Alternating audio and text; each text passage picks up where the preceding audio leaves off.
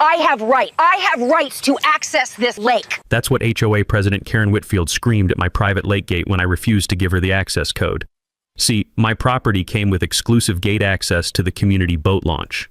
Karen decided that somehow my private gate should be community property because she's the HOA president. She'd been demanding my gate code for weeks, claiming board oversight of all lake access. When I politely declined, she showed up during my family barbecue, pounding on the gate like a maniac. I'm trying to grill burgers with my 8-year-old grandson when this clipboard warrior starts having a full meltdown at my fence, screaming about her rights to control my property. The sound of metal rattling as she shakes the gate. My grandson asking, "Grandpa, why can't she just use her own gate?" So I pulled out my phone and called the sheriff. What happened next would cost Karen everything she thought she owned. What would you have done? Tell me in the comments, where are you watching from? I'm Garrison Webb, and let me paint you the picture of how this nightmare started. 20 years in the Navy as a civil engineer, crawling through ship hulls and designing harbor fortifications from San Diego to Norfolk. Every paycheck, every deployment bonus, every penny I could scrape together went into one dream, lakefront retirement where I could finally hear something other than diesel engines and barking sergeants. Lake Hartwell sits right on the Georgia-South Carolina border, and after months of searching, I found it. 3 acres of paradise for $280,000, my entire life savings. But here's the kicker. The property came with something special. A private gate providing exclusive access to the community boat launch and dock area. Not shared access, not community access, private. My realtor made sure I understood this was the crown jewel of the property. Picture this. Every morning, I'd walk down to that gate with my coffee, the smell of pine sap heavy in the morning air, keys jingling against the cool metal as I unlocked my personal slice of lake paradise. The weathered wood dock creaked under my feet, and I could taste the clean lake breeze mixing with the aroma of my wife's coffee drifting from the kitchen window. My wife Dolores, a school librarian with the patience of a saint, would join me for sunset walks down to the water. Our grandson Trey spends every summer with us, and teaching him to fish through that private gate was supposed to be our legacy moment. Generational wealth for a guy who grew up in a trailer park. Then we met Karen Whitfield, and suddenly I understood why some people join HOAs just to torture their neighbors. It's like giving a hall monitor nuclear weapons. 58 years old, real estate agent, BMW SUV driver, and HOA Lakeside Preserve Board president for 6 long years.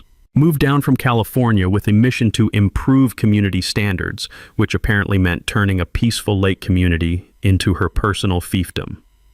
2 weeks after we moved in, there's Karen at my front door with her ever-present clipboard and the kind of smile that makes you check your wallet. "Mr. Webb, I need the access code to your lake gate." I'm thinking this is some kind of welcome committee thing. "I'm sorry, what for?" "Board oversight. We need access to all lake entry points for community management." She said it like she was running the Pentagon instead of a suburban fishing community. I've read contracts before. Naval procurement teaches you to spot BS from a nautical mile away. "Ma'am, according to my deed, that's a private easement. The gate's on my property." The sound of her designer heels clicking on my dock as she circles the gate perimeter, measuring distances with her iPhone app like she's planning a military operation. The smell of her overpowering perfume mixing with the natural lake air, like someone sprayed Chanel No. 5 on a pine tree. "Mr. Webb, I think you misunderstand how HOAs work. The board has certain authorities." I pulled out my property deed, showed her the black and white language about exclusive access rights. Karen glanced at it like I'd handed her a napkin with crayon scribbles. These older documents sometimes conflict with current community standards. That's when I learned my first lesson about HOA tyrants. They treat legal documents like suggestions and personal opinions like federal law. Over the next week, I discovered the community dynamics. Every other homeowner in Lakeside Preserve accesses the lake through a public area on the opposite side. My private gate exists because my lot was part of the original development, specifically designed with exclusive access as a premium feature. Other neighbors seemed afraid to even mention Karen's name above a whisper. "Mr. Webb, the board has voted to implement a $200 monthly maintenance fee for private lake access points. $200. For a gate I maintain on my property, providing access I already owned." The taste of diesel exhaust became my daily alarm clock as Karen would idle her BMW outside my gate, making phone calls while staring at my property like she was casing it for a heist. When I refused both the access code and the fee, Karen's voice dropped to that special tone reserved for people who peaked in high school. "Mr. Webb, there are alternative enforcement methods available to the board." Karen's alternative enforcement methods revealed themselves 3 days later when I got a certified letter from County Code Enforcement. Apparently, my dock, the same dock that had been sitting peacefully in the water since 1998, was now a potential safety violation that required immediate inspection. Here's the beautiful thing about spite. It makes people sloppy. Karen was so focused on punishing me for the gate access denial that she pivoted to attacking my dock without thinking it through. Classic military mistake, opening a second front when you haven't won the first battle. The code enforcement officer showed up on a Saturday morning during my grandson's birthday party. Picture 12 8-year-olds running around with cake frosting on their faces while this poor guy in a county uniform has to measure dock setbacks because some HOA president filed a complaint out of pure pettiness. The smell of chocolate birthday cake mixing with the officer's cigarette breath as he apologized for the timing. "Sir, I gotta do my job, but this seems like..." He gestured helplessly at the kids playing on a dock that was obviously older than most of the parents at the party. The sound of measuring tape clicking against dock posts while children's laughter echoed across the water felt like watching someone audit a playground. 20 minutes later, 0 violations found. The dock predates current setback requirements and is grandfathered under existing codes. But the damage was done. Other parents started giving me those sideways looks like I was the neighborhood troublemaker bringing government inspectors to a kid's birthday party. That night, I did what any retired military engineer does when someone declares war. I went to the courthouse and started researching. Back in the Navy, we had a saying, "Know your enemy's supply lines." In this case, Karen's supply line was legal documentation, and I was about to cut it off. The musty basement smell of county records mixed with fluorescent lights buzzing overhead like angry wasps. My fingers cramped from photocopying decades of documents, but years of reading naval contracts had taught me something crucial about legal loopholes. They usually exist because someone didn't read the original fine print. And there it was, the original 1987 Lakeside Preserve Covenant explicitly stating that existing water access structures and private easements shall be protected and maintained in perpetuity. My dock was built in 1998, 11 years after those protections were established. Karen's legal attack violated the foundational document that created her precious HOA in the first place. Time for my first counterattack. I sent every homeowner in the community a PDF of the original covenant, highlighting the protection clause that Karen had conveniently forgotten about. Professional, factual, no drama, just the law in black and white. Sometimes the best revenge is simply telling the truth. Karen's response came within hours. An emergency board meeting to discuss misinterpretation of outdated covenant language. She claimed that 2015 amendments had superseded the original protections, requiring all structures to meet current standards. Here's where Karen made her second mistake. She scheduled this emergency meeting for 7 p.m. on a Tuesday, giving exactly 48 hours notice as required by state law, but she didn't count on 3 elderly neighbors approaching me privately after receiving my covenant email. "Garrison, we remember that 2015 meeting," said Mrs. Patterson, an 82-year-old retired teacher who'd lived in the community since it opened. The taste of her homemade lemonade mixed with the satisfaction of incoming intelligence. Hurricane Matthew was coming through. Most folks had evacuated or were boarding up windows. Only 4 people showed up. My naval training kicked in. I remembered reading about HOA law during our house hunt. In Georgia, covenant amendments require a quorum of 60% of homeowners to be legally binding. 4 people voting to change rules for 47 families is like your mailman deciding to renovate your kitchen. Impressive audacity, 0 legal authority. I formally challenged the 2015 amendments, demanding a new vote with proper notice and quorum. Karen's response escalated to a level of petty that would make middle school principals proud. Daily property inspections became her new hobby. Every morning, Karen would drive slowly past my house, park on the public street, and photograph my gate and dock from every conceivable angle. She'd measure my grass height with a ruler, actually crouch down on the sidewalk with a ruler like she was investigating a crime scene. The woman documented the angle of my mailbox, took notes about my garbage can placement, and studied my property like she was planning an invasion. The sound of her BMW idling outside during dinner became our family's least favorite background music. The acrid smell of exhaust would drift through our kitchen window while we tried to eat. My grandson would peek through the curtains and ask, "Grandpa, why does that lady keep taking pictures of our house?" But here's what Karen didn't see coming. Her harassment campaign was creating exactly the opposite effect she wanted. Instead of isolating me, her daily stalking routine was making neighbors uncomfortable enough to start approaching me with their own Karen horror stories. She made us tear out our rose garden because the height violated sightline requirements, one couple whispered during a chance encounter at the grocery store. Cost us $3,000 to replant with her approved shrubs.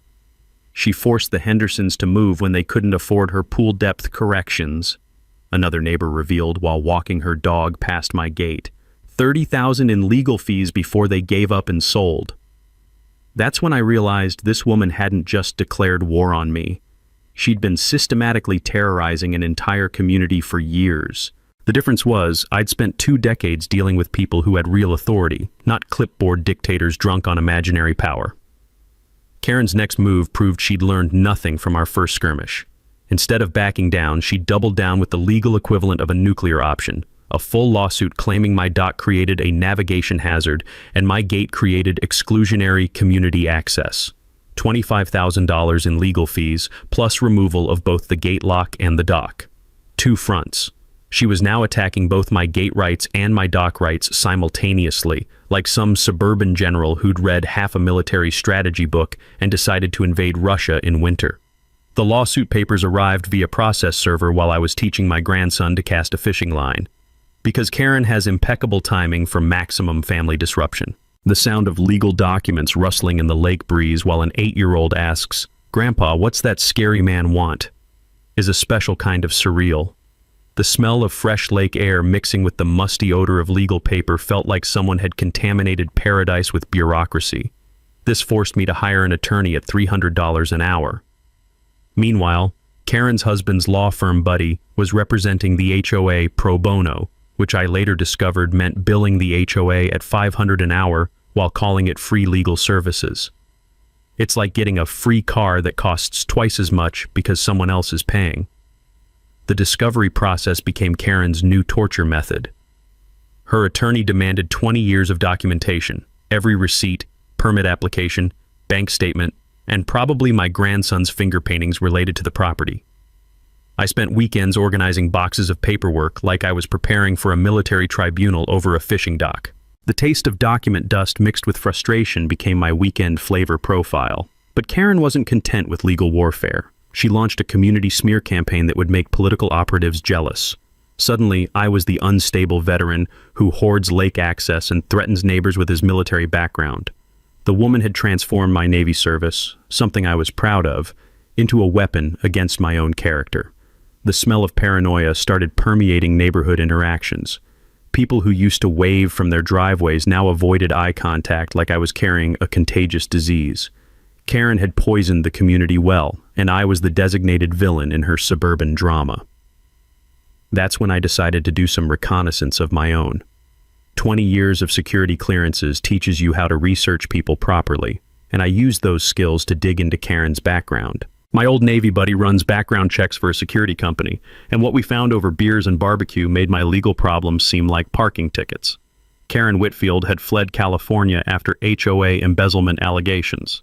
The previous community had filed complaints claiming she approved $80,000 in emergency repairs to properties owned by relatives, never disclosing the conflicts of interest. The pattern was textbook: authorize overpriced work, collect kickbacks, move to a new community before the investigation concluded. But here's where it got interesting locally. I started tracking Karen's husband's construction contracts with our current HOA. $300,000 in work over 3 years, all no-bid contracts. The invoices showed prices 40% above market rates for basic maintenance like driveway sealing and fence repairs. I cross-referenced these with actual market prices, and the numbers told a story that would make auditors weep. I began documenting everything with the methodical precision that military training drills into you. Security cameras went up around my property. Georgia is a one-party consent state, so I could legally record any interaction. Every conversation with Karen, every trespass incident, every harassment episode was now creating a permanent record. The cameras caught their first gold within a week. Karen trespassing on my property at midnight, measuring both my gate mechanism and dock pilings with a flashlight and tape measure. The infrared footage showed her creeping around like a bargain bin cat burglar, taking notes and photographs of my unauthorized structures in the middle of the night.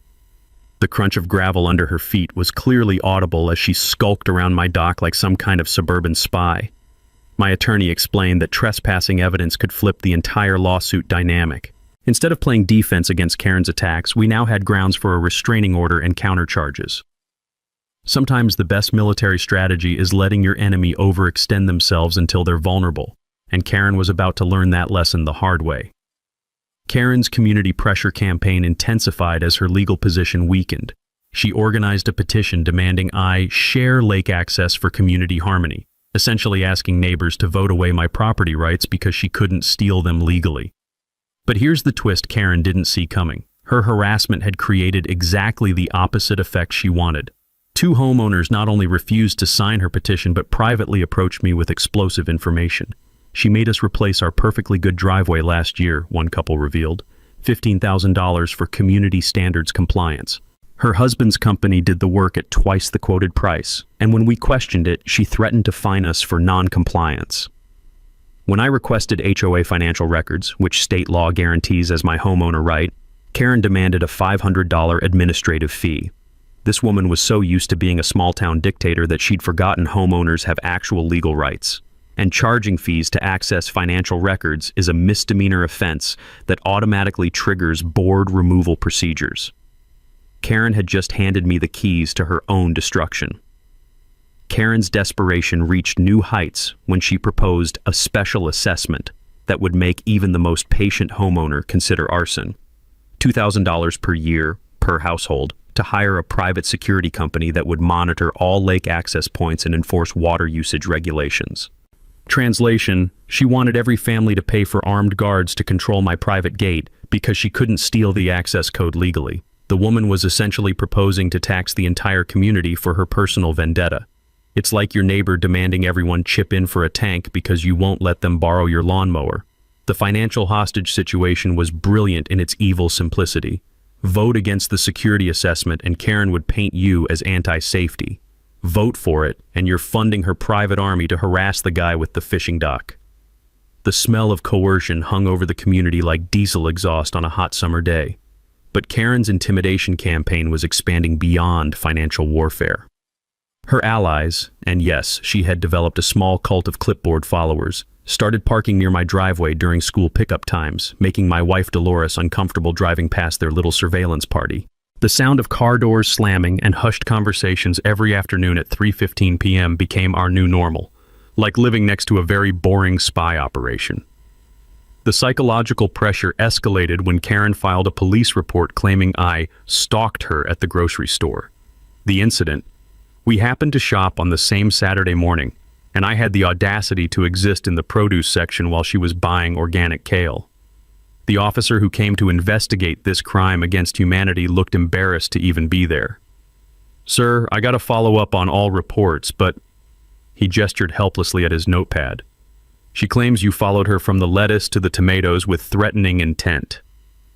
The taste of absurdity is bitter and metallic, like licking a penny while someone explains why grocery shopping is now considered stalking. That's when my research hit the mother lode. While digging through public records, a skill the Navy taught me for investigating contractors, I discovered that Karen doesn't actually live in our community full-time. She rents out her actual residence and uses her HOA property as a weekend retreat, which violates every bylaw about board member residency requirements. But here's where it gets truly insane. Property tax records showed Karen claims homestead exemption on a different address 20 miles away, which means she's been committing tax fraud while illegally serving on our HOA board. The irony was delicious. The woman obsessed with community standards had been lying about her own residency for years. I started tracking her weekly pattern with the dedication of a wildlife photographer. Every Sunday night, Karen's BMW would leave the community, returning Friday mornings like some kind of suburban migrant worker. My trail camera near the entrance captured time-stamped evidence of her departure routine, 47 consecutive weeks of the same pattern. The legal implications were staggering. I requested her expense reports using state transparency laws and found $12,000 in travel reimbursements for board duties over the past year. The travel expenses coincided perfectly with times she claimed to be working from home in our community. She was billing the HOA for trips to her actual residence while pretending to live here. Residency violations don't just void Karen's board authority, they potentially invalidate every vote, contract, and decision made during her tenure. 6 years of tyrannical rule could be wiped out because she couldn't resist double-dipping on housing expenses. I shared this evidence with 3 of the most affected neighbors, and the community awakening was like watching people emerge from a cult. We spent $8,000 on landscaping changes because she said our roses violated height restrictions, one family whispered. Her husband's company did the work, and now we know why. But then came the conversation that changed everything. Mrs. Patterson, the 82-year-old retired teacher, pulled me aside with tears streaming down her weathered cheeks. Garrison, she made me remove Harold's memorial garden because it violated landscaping standards. That garden represented 40 years of marriage. I planted those flowers over his ashes with my own hands.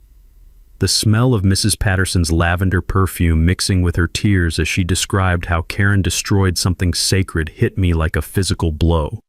This wasn't about property values or community standards, it was about one person's pathological need to control others, even if it meant desecrating a war veteran's memorial. But here's the twist that made my blood run cold. Mrs. Patterson handed me a folder of documents. I kept everything, dear. Every letter, every threat, every fine, including this. Inside was a handwritten note from Karen to Mrs. Patterson. Remove the unauthorized plantings by Friday or face daily fines. Personal memorials are not community assets. This is your final warning before legal action. The note was dated 3 days after Harold Patterson's funeral. Karen had waited exactly 3 days after a war veteran's burial to threaten his widow about his memorial garden. That night I realized this fight had evolved far beyond my gate access or dock rights. Some battles are worth fighting not just for yourself, but for everyone who can't fight back.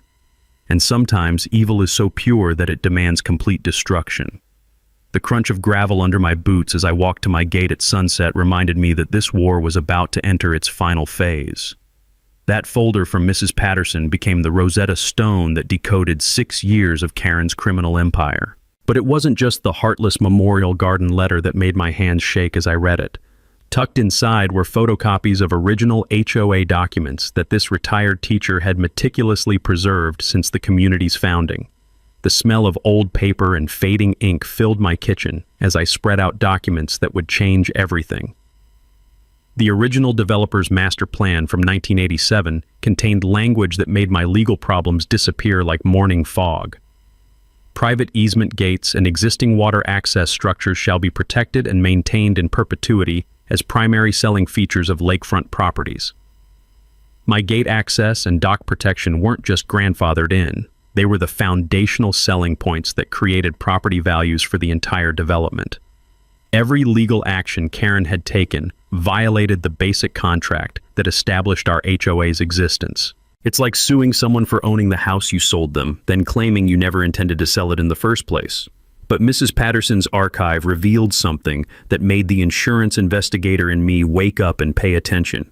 She'd kept meticulous records of every HOA expense during Karen's tenure, cross-referencing invoices with actual work performed because something just seemed fishy about all those emergency repairs. The financial fraud wasn't just systematic, it was breathtakingly audacious. Karen's husband's company had received $300,000 in contracts over 3 years, but the pattern of overcharging was surgical in its precision. Driveway sealing quoted at market rate, then emergency complications would mysteriously double the price mid-project. Fence repairs estimated at $2,000, final bills arriving at $5,000 with material upgrades nobody had requested or approved. The taste of cold coffee mixed with hot rage as I realized every family in our community had been systematically robbed under the guise of property maintenance. But Mrs. Patterson had saved something that would turn this from civil fraud into criminal prosecution. I questioned these insurance claims because the timing seemed odd, she explained, her voice trembling as she pointed to 17 separate storm damage reports totaling $87,000. Harold always tracked the weather for his garden, so I knew when storms actually happened. The smoking gun was buried in those insurance documents. I cross-referenced Karen's claims with National Weather Service data and found something that made my military-trained analytical mind light up like a Christmas tree. 3 of the claimed storm damage incidents occurred during weeks with 0 precipitation and wind speeds under 10 miles per hour. Karen had literally fabricated weather disasters to commit insurance fraud. In Georgia, insurance fraud is a felony carrying 5 to 10 years in prison. Her signatures on false claims created liability for criminal prosecution, and her real estate license would be automatically revoked upon conviction. The residency fraud added another felony layer. Property tax records showed Karen claiming homestead exemption on her actual residence while simultaneously billing our HOA for housing expenses as a board member. She was double-dipping on tax benefits while committing residency fraud, crimes that could cost her both her career and her freedom. Mrs. Patterson sipped her tea with shaking hands. I just thought she was being mean to an old widow. I never realized she was stealing from everyone. The sound of her voice cracking with the weight of 6 years of documented abuse hit me harder than any military briefing I'd ever received. The irony was perfect in its cruel justice. Karen's aggressive lawsuit against my property had created the discovery process that exposed her entire criminal operation. Her desperation to steal my gate access had led her to trigger the investigation that would destroy everything she'd built. I now possessed evidence that would send Karen to prison and recover hundreds of thousands of stolen dollars for our community. But something about Mrs. Patterson's tears over her husband's desecrated memorial garden demanded more than quiet legal justice. This woman deserved to face the consequences of her crimes in front of everyone she'd terrorized. Some battles determine whether communities live in freedom or fear. The crunch of gravel under my feet as I walked to check my gate lock that night reminded me Karen had declared war on the wrong community. Military operations succeed through meticulous planning, and destroying Karen's criminal empire required the same methodical precision I'd used planning harbor defenses in the Navy. The difference was, this time I was planning an offensive that would liberate an entire community from 6 years of financial terrorism. My kitchen table became mission control, covered in evidence folders that smelled like courthouse basement and righteous anger. Each folder organized by crime category: residency fraud, insurance fraud, self-dealing contracts, harassment documentation, and tax violations. The sound of paper clips organizing justice became my evening soundtrack. The first alliance meeting happened in Mrs. Patterson's living room, surrounded by the smell of homemade chocolate chip cookies and the lingering lavender scent of her late husband's memorial flowers, the ones Karen had forced her to destroy. 5 affected neighbors gathered like refugees planning a resistance movement. "I never thought anyone would stand up to her," whispered Janet Morrison, whose family had been forced to replace their perfectly functional driveway. She made us feel like criminals for questioning a $15,000 bill. The taste of Janet's nervous coffee mixed with the sweetness of Mrs. Patterson's cookies created an oddly comforting war council atmosphere. Tom Bradley, the elderly man Karen had fined for his unauthorized bird feeder, pulled out a shoebox that looked like evidence from a serial killer investigation. 67 different infractions over 2 years. My bird feeder was apparently a wildlife attraction hazard that required professional removal. The man had been fined for feeding cardinals, which, in the grand scheme of HOA tyranny, somehow made perfect sense. My strategy was simple but comprehensive. Use the HOA's own rules to expose their systematic violation. I'd request a financial transparency review as a formal agenda item for the next monthly HOA meeting, where state law required all homeowners be invited and allowed to speak. Each ally received a specific assignment with the precision of a military briefing. Mrs. Patterson would speak about the memorial garden harassment, showing how Karen targeted grieving widows. The Morrisons would present their driveway overcharge documentation, demonstrating the financial fraud pattern. Tom would explain the arbitrary violation system that generated constant revenue through made-up infractions. But the technical setup required military-grade precision. I reserved the community center meeting room, installed my own recording equipment with proper legal notices, and prepared visual presentations that would make the evidence undeniable to every attendee. The smell of new electronics mixing with the musty community center air felt like preparing for the most important briefing of my career. The legal strategy built from small violations to serious crimes ending with financial recovery calculations showing each family exactly how much Karen had stolen. My attorney explained how to present evidence for maximum impact while maintaining courtroom admissibility for future criminal prosecutions, because Karen's crimes weren't just going away with public humiliation. I contacted Maria Santos, a local reporter who specialized in municipal corruption stories. Without revealing specific details, I ceded interest in HOA reform and homeowner rights over coffee that tasted like anticipation mixed with revenge. There's a story developing about systematic abuse in lakefront communities. Might be worth attending some HOA meetings. The documentation process consumed every evening for 2 weeks. I scanned evidence into searchable digital formats, created backup copies stored in cloud services, and organized presentation materials that could survive Karen's inevitable attempts to disrupt the meeting. The blue light from my scanner became as familiar as ship radar displays, another kind of navigation system guiding us toward justice. My relationship with Detective Ray Morrison at the Sheriff's White-Collar Crime Unit grew from casual consultation to active cooperation. This level of systematic fraud usually indicates organized criminal activity, he explained during our third meeting. We'll need pristine evidence for prosecution. Having a cop named Morrison investigate someone terrorizing the Morrison family felt like cosmic justice. The insurance company notification required surgical timing. I sent anonymous tips about potentially fraudulent claims, triggering their internal investigation without alerting Karen. Insurance companies investigate fraud with the enthusiasm of bloodhounds tracking bacon. Once they smell money being stolen, they don't stop until they find every penny. I filed complaints with the Georgia Real Estate Commission about Karen's license violations.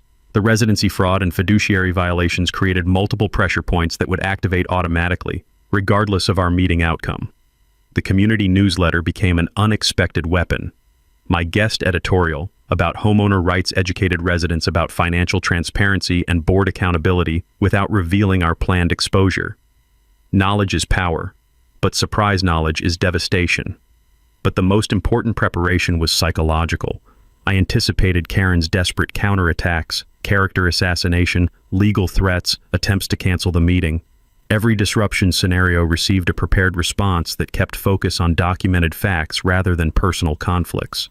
The financial calculations were staggering: $47,000 in recoverable overcharges across the community, plus punitive damages for fraudulent insurance claims. Each family could potentially recover thousands through small claims courts once Karen's crimes were exposed. The smell of lake air drifting through my office window each evening reminded me why this mattered. Families should enjoy their homes without fear of arbitrary fines or vindictive harassment from power-drunk board presidents. 2 weeks of preparation had created unstoppable momentum toward Karen's public destruction. Some battles are won before the first shot is fired, and Karen was about to learn that lesson in front of everyone she'd ever bullied.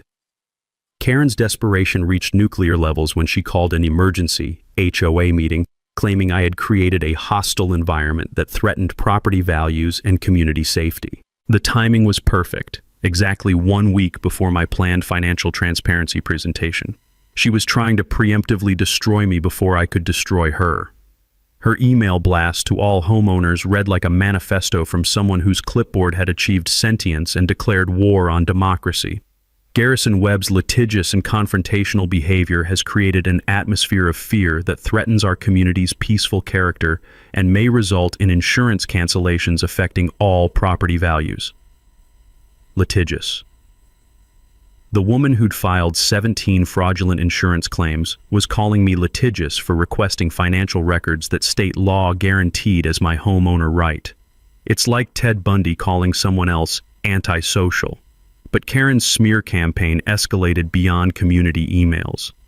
She personally called elderly homeowners with warnings that my defiance could result in special assessments that might force them to sell homes they'd lived in for decades. The sound of Mrs. Patterson's voice shaking as she recounted Karen's phone call, "She said you're going to cost me my house, Garrison," made me want to drive to Karen's actual residence and have a very direct conversation about bullying war widows.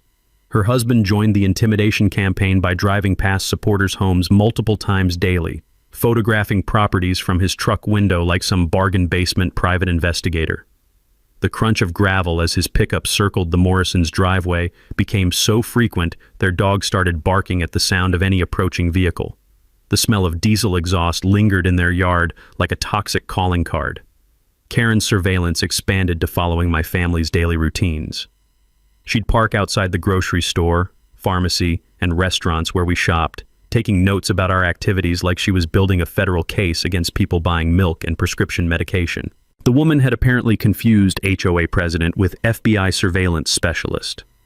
The professional sabotage reached a new low when Karen contacted my wife's school principal, claiming I was an unstable veteran who might pose a safety risk to children. Dolores came home shaking after a meeting where she had to defend her husband's mental health to her employer because some HOA president had weaponized my military service against my family. She told them, "You have documented anger management issues and access to weapons," Dolores explained over dinner, that tasted like sawdust and fury. "I had to show them your honorable discharge papers and explain that building docks doesn't make someone a terrorist."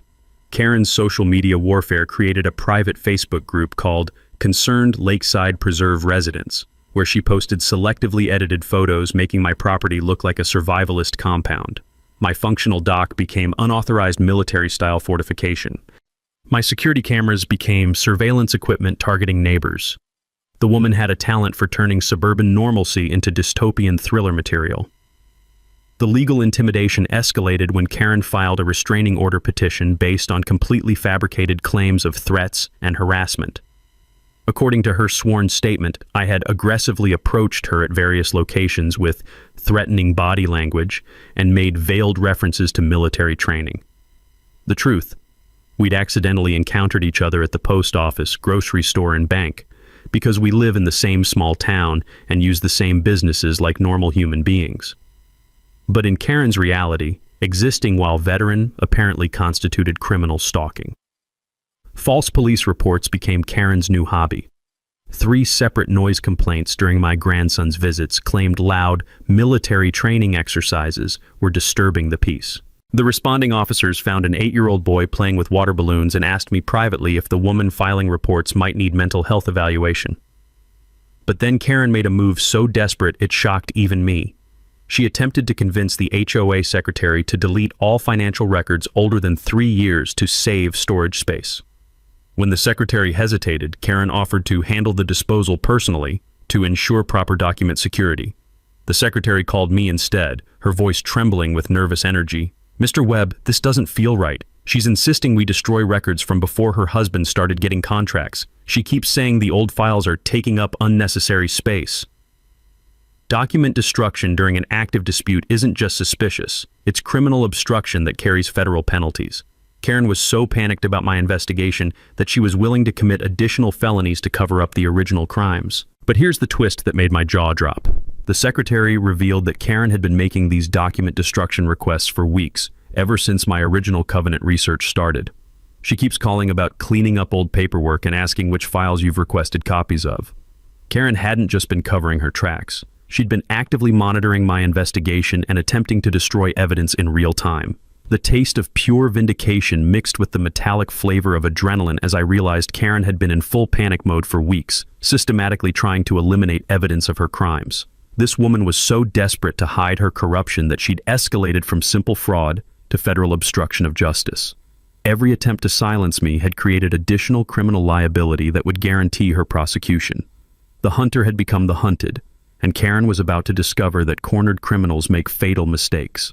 Karen's final week before the HOA meeting devolved into behavior so unhinged that even her most devoted clipboard disciples started questioning her sanity. She contacted Channel 7 News claiming a dangerous veteran was threatening a peaceful suburban community, positioning herself as the brave whistleblower exposing my alleged reign of terror.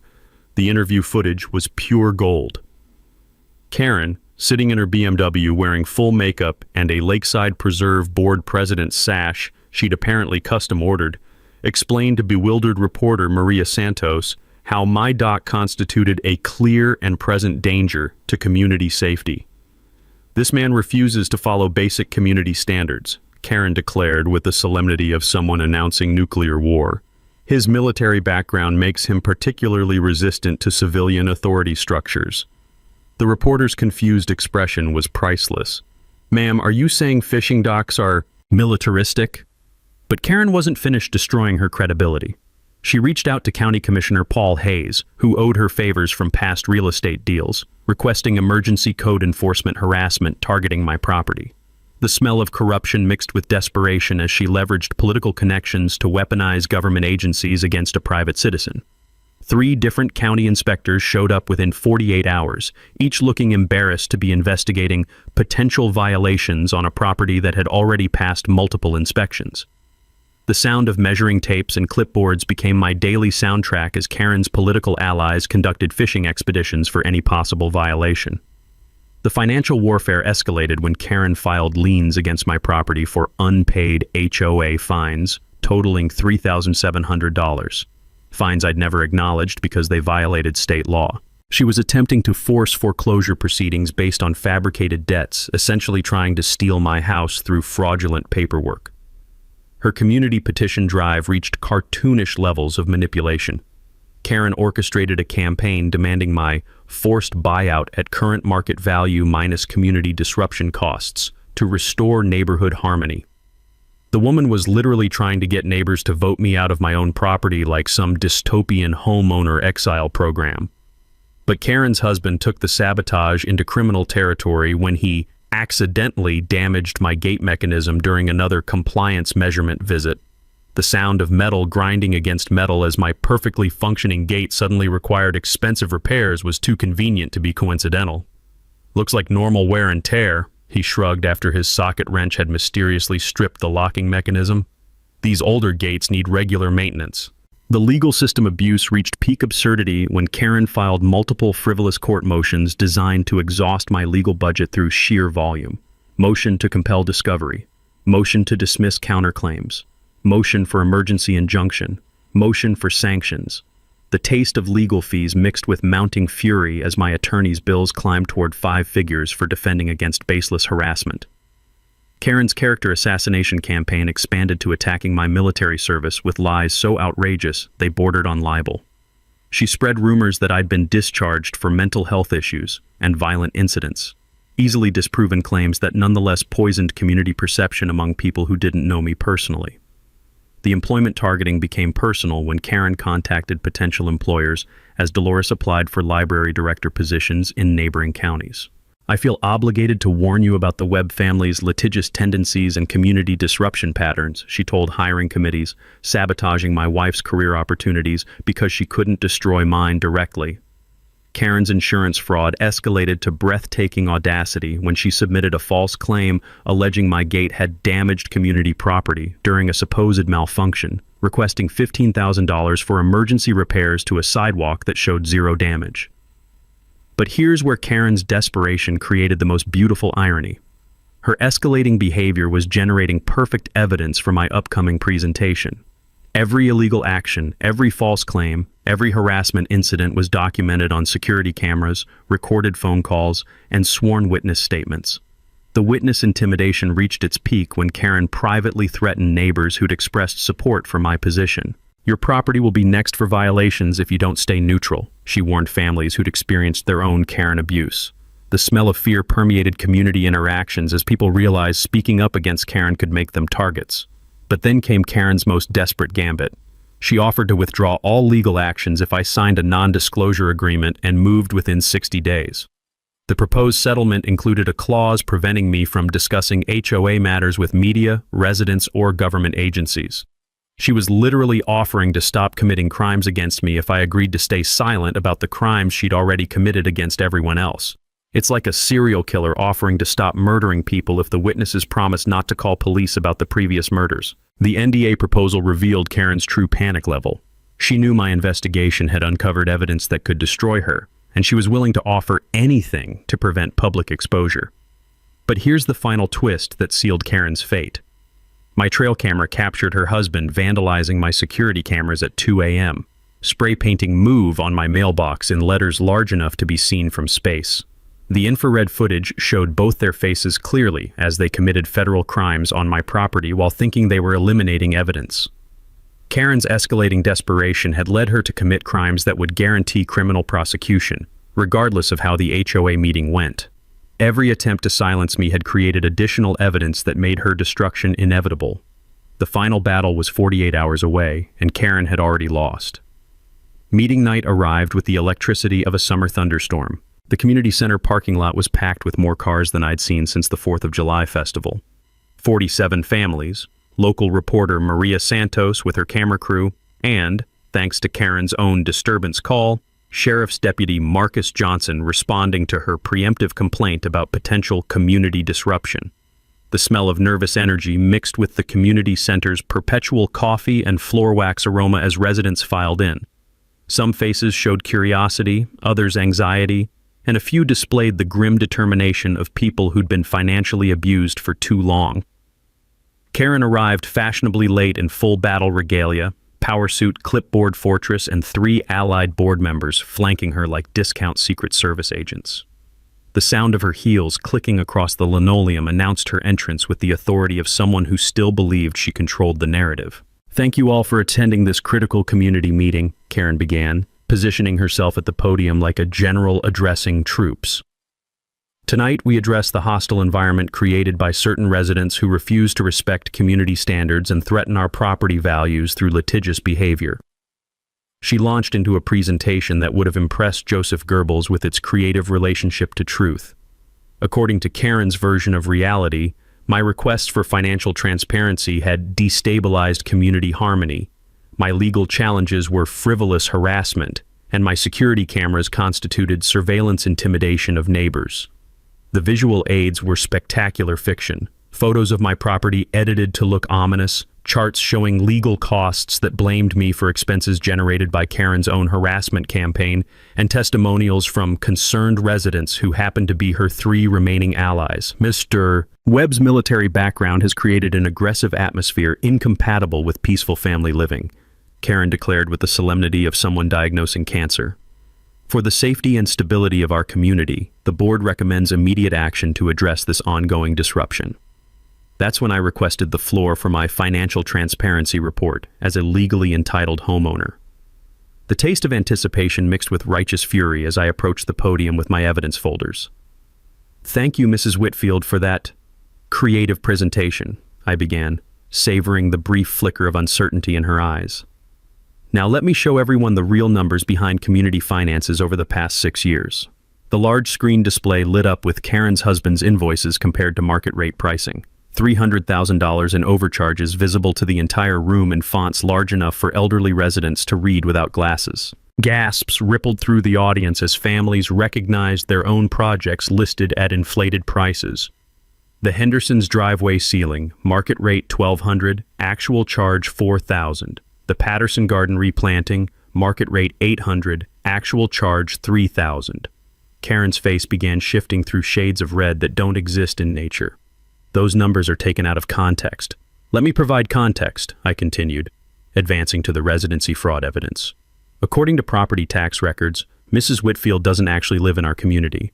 She claims homestead exemption on a different address while billing our HOA for housing expenses as a board member."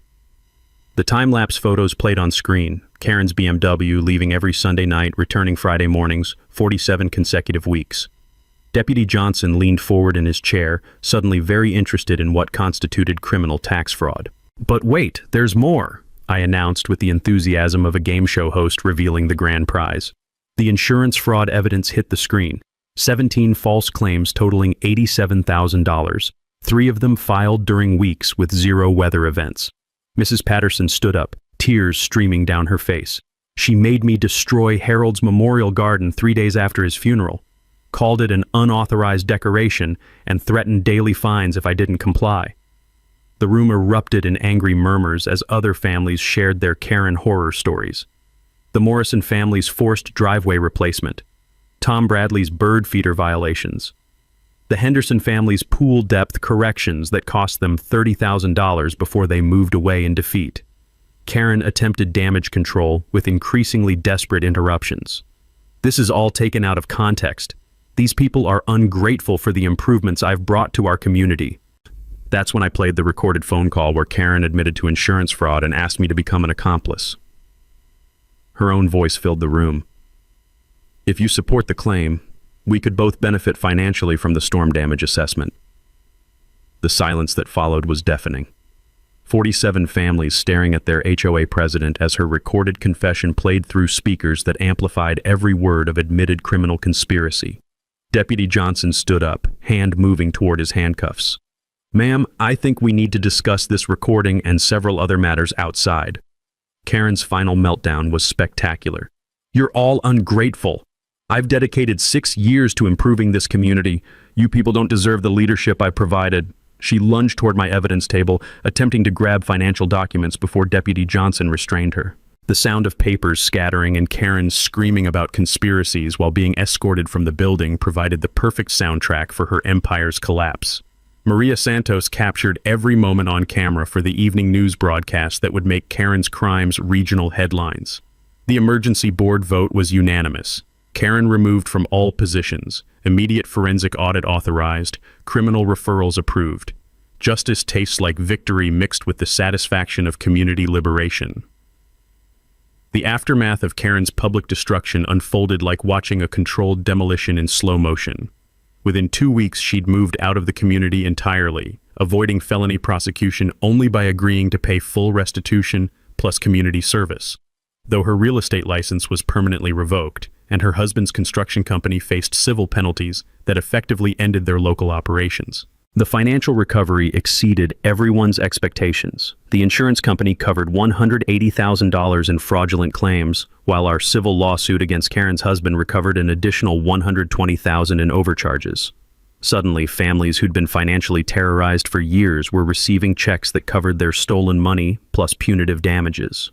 The new HOA board implemented transparency measures that would make government auditors proud: mandatory competitive bidding for all contracts, quarterly financial reports to homeowners, term limits for board positions, and electronic voting systems that prevented the kind of shadow meetings Karen had used to manipulate community decisions.